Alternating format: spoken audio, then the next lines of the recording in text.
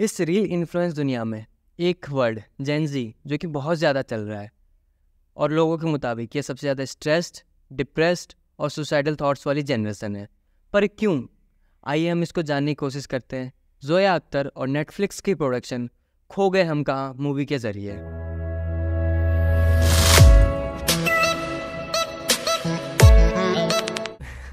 तो शिवानी, हमारा टॉपिक था खो गए हम कहाँ, कि ये मूवी इस जनरेशन की मतलब प्रॉब्लम्स, इश्यूज़ को अच्छे से दिखा पाती है।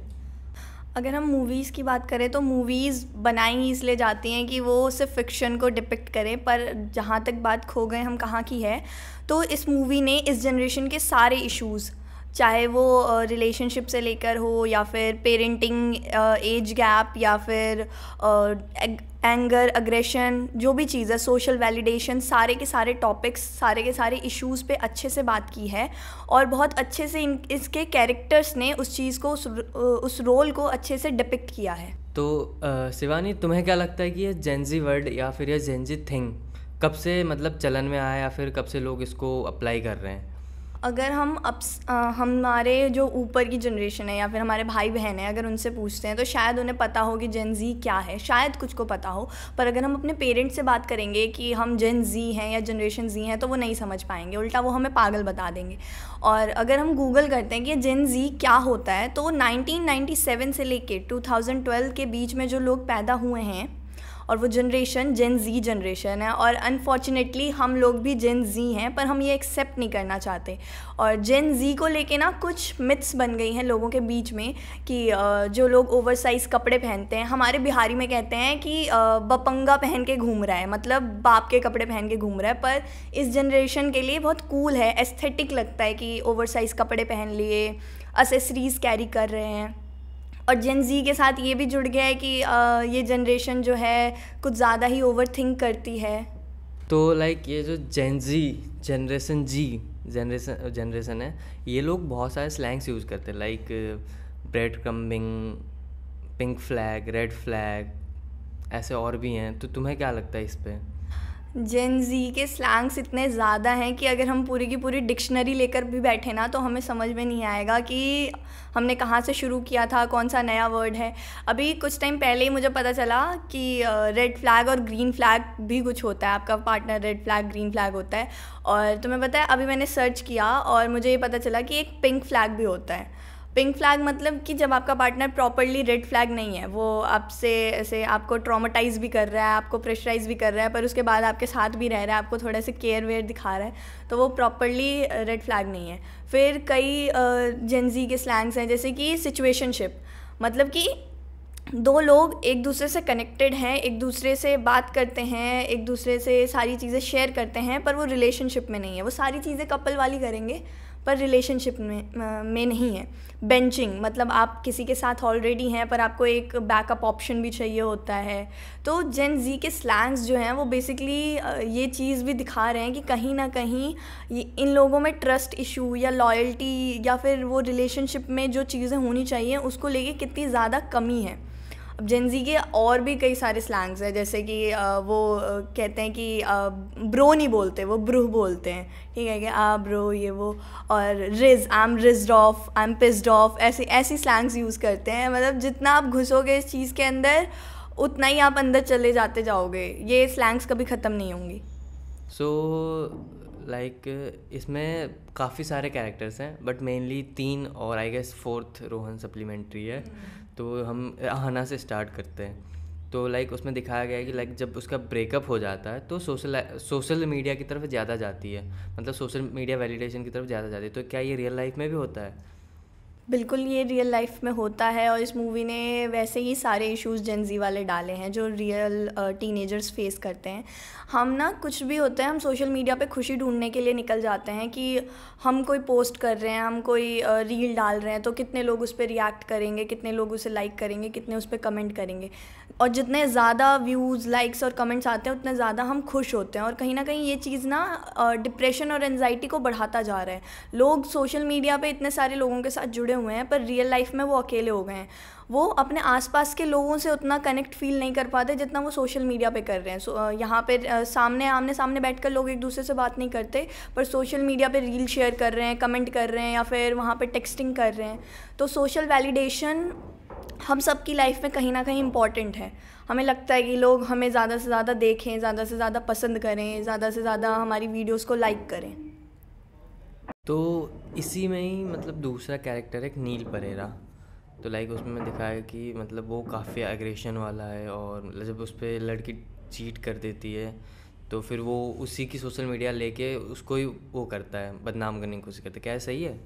ये चीज़ तो बहुत टाइम से चली आ रही है, सिर्फ अभी तो सोशल मीडिया पे बदनाम करते हैं। पहले ऐसा होता था कि अगर लड़की ने मना कर दिया तो एक काम करो, या तो एसिड फेंक दो या तो बदनाम कर दो। ये चीज़ बहुत पहले से हो रही है। अब टीनेजर्स ज़्यादा वो वॉयलेंस नहीं करना चाहते, तो वो एक काम करते हैं कि सोशल मीडिया पे लड़की को बदनाम करो। जैसे नील ने किया कि लड़की ने उसे डंप कर दिया, ठीक है, मैं ये इस बात में उसे सपोर्ट कर रही हूँ कि ठीक है ये गलत हुआ नील के साथ कि उसको इतना सब कुछ करने के बाद भी उस लड़की ने उसे डंप किया है। पर जो चीज़ नील ने की है रिटेलिएट करते हुए, कि उसने उसके सोशल मीडिया पासवर्ड को यूज़ किया, फिर उसके सोशल मीडिया में इन्वेड करके उसकी प्राइवेसी में जो भी उसके प्राइवेट बातें थी वो लीक की। तो ये चीज़ें बहुत गलत हैं, और ये चीज़ें आज के टाइम में एक सीरियस इशू हैं। साइबर क्राइम है ये चीज़, कि जब आप किसी और का सोशल मीडिया हैक करके या यूज़ करके उसको बदनाम करने की कोशिश करते हो। अब रॉबिन, मैं तुमसे पूछना चाहती हूँ कि मान लो कि कभी ऐसा हो कि तुम्हें किसी पे बहुत ज़्यादा गुस्सा आ रहा है, तुम्हारा कोई दोस्त ही है, तुम्हें उस पर बहुत गुस्सा आ रहा है, उसने कुछ तुम्हारे साथ बहुत गलत कर दिया और तुम्हारे पास उसके सोशल मीडिया का पासवर्ड है, तो क्या तुम ये हरकत करोगे कि उसकी जो प्राइवेट बातें तुम्हारे पास हैं, जब वो तुम्हारा दोस्त था, उसने तुम्हें बताई हो, तो तुम वो प्राइवेट बातें उसका पासवर्ड यूज़ करके, उसके सोशल मीडिया को यूज़ करके लीक करोगे? नहीं, मैं तो बिल्कुल नहीं करूँगा, क्योंकि अभी भी मेरे पास ऐसे मतलब बहुत सारे दोस्तों के ऐसे हैं प्राइवेट चीज़ें जो अभी भी मैं अपने पास ही रखूँगा। भले ही उनके साथ बाद में अगर कनेक्शन रहे या ना रहे वो बात की बात है, बट एक टाइम पे उन्होंने भरोसा करके बताया मेरे को, बट वो मेरी जिम्मेदारी बनती है कि मैं उनको ना बताऊँ किसी को भी। तो मैं तो बिल्कुल नहीं करूँगा ऐसा। बट मेरा ये था कि लाइक तुमने कहा कि वो गलत हुआ उसके साथ, बट क्या है सही था? मतलब लोग अगर तुम पे चीट कर रहे हैं और तुम ऐसे ही जाने दो, कि उनकी तो फिर तो मोटिवेशन बढ़ जाएगी ना, हम तो कर रहे हैं, लोग तो क्या ही करेंगे, छोड़ ही देंगे, जान देंगे। बट सही है कि मतलब अगर लोग तुम्हारे साथ गलत करें और उनको जाने दो, और वो तो बाद में तो और मोटिवेट हो जाएंगे उस चीज़ को लेके। अगर हम ये चीज़ लेके चले ना कि इसने मेरे साथ बुरा किया है और मैं भी इसके साथ बुरा करूँ, तो फिर ऐसा हो जाएगा कि किसी ने मेरी आँख फोड़ी है, मैं भी उसकी आँख फोड़ दूँ, ऐसे करते करते पूरी दुनिया अंधी हो जाएगी। तो ये चीज़ बिल्कुल गलत है। तुमने कर्मा का नाम तो सुना ही होगा, तो let karma play it's game. हम क्यों अपना कुछ ख़राब करें उसके चक्कर में? हम जैसे हैं हमें वैसे बन के रहना चाहिए। किसी ने हमारे साथ कुछ बुरा कर दिया है, इसका मतलब ये नहीं है कि हम भी उन्हीं की तरह बन जाएं और उतना ही बुरा उनके साथ करें। हमें अपनी अच्छाई बचा के रखनी चाहिए। तो शिवानी, लाइक जितनी हमारी कन्वर्सेशन हुई इससे तो यही लगता है कि हम इस जनरेशन के लिए बने नहीं हैं। तो क्या तुम्हें भी यही लगता है? मुझे तो यही लग रहा है कि हम इस जनरेशन के लिए बने नहीं हैं। मोस्टली जो लोग इस जनरेशन में पैदा हुए हैं ना, उन्हें यही लगता है कि हम गलत जनरेशन में आ गए हैं। माना हर जनरेशन के अपने ड्रॉबैक्स होते हैं। मिलेनियल्स के अपने थे, जेन एक्स जो जेन ज़ी के बाद आएगा उसके अपने होंगे। पर ये चीज़ ना कहीं कहीं मुझे भी ऐसा लगता है कि यार हम ना गलत जनरेशन में है। ना इस जनरेशन को लॉयल्टी का पता है, ना इस जनरेशन को क्या कहते हैं किसी पे ट्रस्ट कैसे करना है वो पता है। और यूँ कह लें कि इन सब की वजह से ये जनरेशन जो है ना बहुत ही ज़्यादा डिप्रेस जनरेशन है। अब मुझे ऐसा लगता है कि भाई हम तो सही में गलत जनरेशन में आ गए हैं, ये जनरेशन हमारे लिए तो बनी ही नहीं है।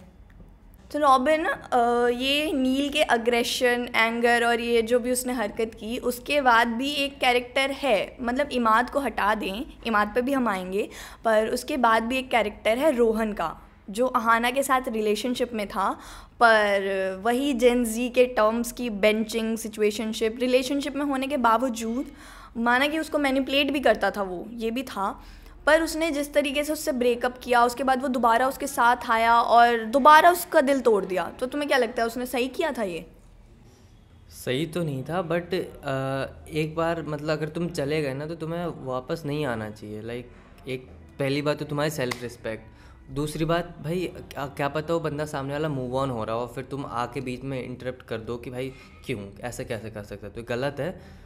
और जो रोहन ने किया वहाँ पे कि लाइक उसने कहा कि उसको क्लोज़र नहीं मिला, तो ये तो बहुत ही गलत है। मतलब तुम क्लोज़र मतलब क्या सिर्फ क्लोज़र के लिए वापस आए थे तुम? बट गलत है ना वो, मतलब आए हो तो या तो पूरे वापस आओ, नहीं तो फिर क्यों ही अपना वो कि 4 दिन की चांदनी फिर अंधेरी रात वाला वो करना। ये चीज़ ना रील्स पे इंस्टाग्राम पे बहुत होती है कि दिखाते हैं कई क्रिएटर्स ये कंटेंट दिखाते हैं कि आप मूव ऑन करने की कोशिश कर रहे हो, इतने में आपका एक्स वापस आ जाता है और फिर वही सारी चीज़ें रिपीट होती हैं और फिर एट द एंड क्या होता है कि आपका दिल टूट जाता है, उसके बाद आप किसी पे भरोसा नहीं कर पाते। तो तुम्हारे अकॉर्डिंग अहाना को उसे सेकेंड चांस नहीं देना चाहिए था? लाइक सेकेंड चांस मेरा ये कहना है, मतलब यार एक चांस सबको मिलना चाहिए, बट फिर होते हैं कि फिर बाद में खुद पर एक्सपेक्टेशन लेके मत बैठो कि अगर तुम चांस दे रहे हो उस बंदे को कि हाँ ये सुधर जाएगा या फिर ये कुछ हो जाएगा, एक्सपेक्टेशन मत रखो। तो एक चांस तो सबको मिलना चाहिए, जो कि सही था दिया, बट वो क्या करे, वो था ही ऐसा, तो फिर हो गया, फिर वो क्या ही कह सकते हैं अब उस पर।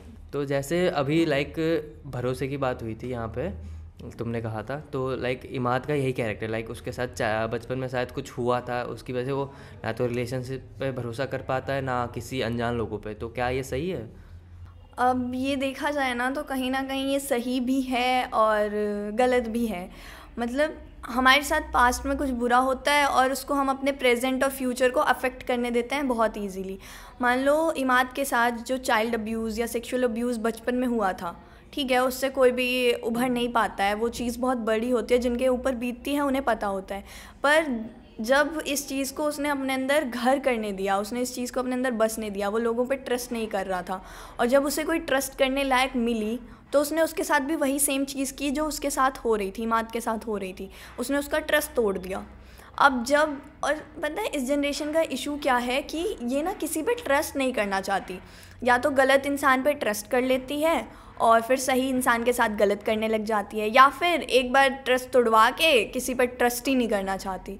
तो इमाद ने जो अपनी गर्लफ्रेंड के साथ किया था वो गलत था कि ऑलरेडी रिलेशनशिप में उसके बाद भी डेटिंग ऐप्स पे जा रहे हो, तो तुम अपने ऊपर बीती हुई चीज़ को दूसरे के ऊपर भी थोपे जा रहे हो, तो ये चीज़ बहुत गलत है। Thank you so much guys हमारा वीडियो पॉडकास्ट पूरा देखने के लिए, और आई होप कि हमारे इस वीडियो पॉडकास्ट से, इस कॉन्वर्सेशन से आपकी जेन जी की नॉलेज थोड़ी तो अपग्रेड हुई होगी।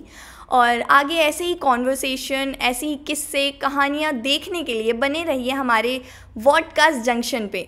और हाँ, कमेंट्स में बताना मत भूलना कि आपकी ये जेन जी के बारे में क्या सोच है।